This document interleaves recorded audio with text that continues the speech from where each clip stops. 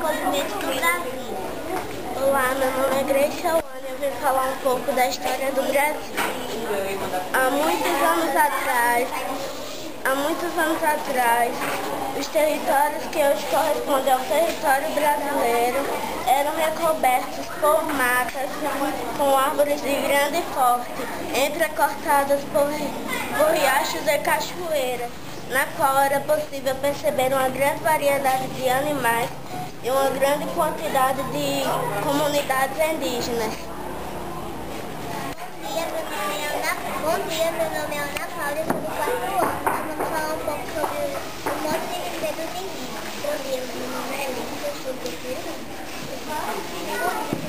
Os indígenas que viviam nessas terras antes da chegada dos europeus possuíam um modo de viver diferente do que temos hoje. O trabalho era realizado por todos.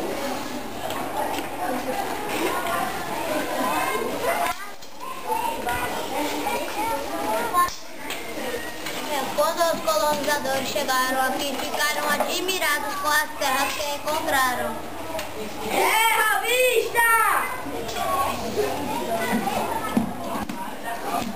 Essa é a prova de diferença entre os índios e portugueses, onde começou o desmatamento das árvores.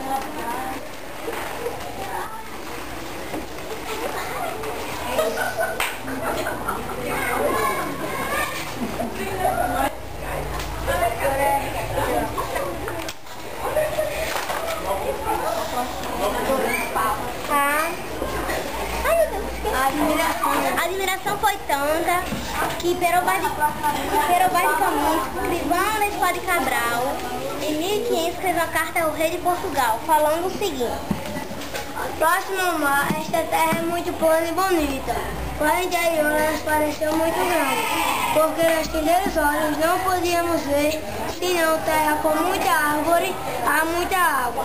Os índios que aqui viviam possuíam uma cor entre o branco e o preto, com os rostos e narizes perfeitos.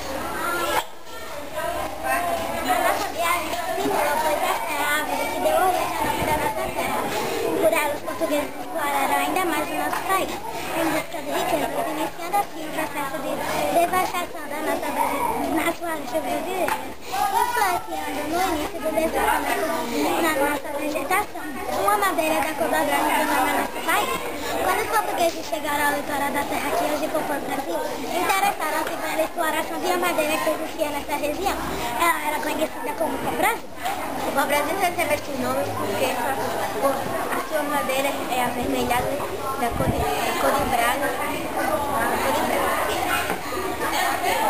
Por meio de diferentes técnicas, os europeus extraíram corantes que serviam para tecidos e tinta para